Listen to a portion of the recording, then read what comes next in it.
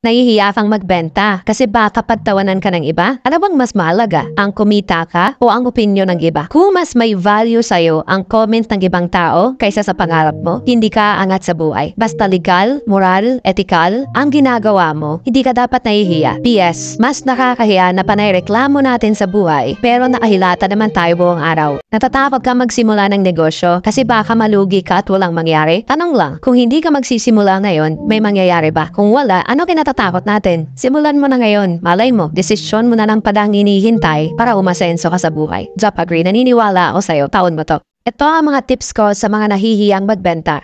Una, you have to understand selling is simply offering a solution to their problem. Mahihiya ka lang kung hindi mo alam kung makakatulong ang produkto or serbisyo na inaalok mo.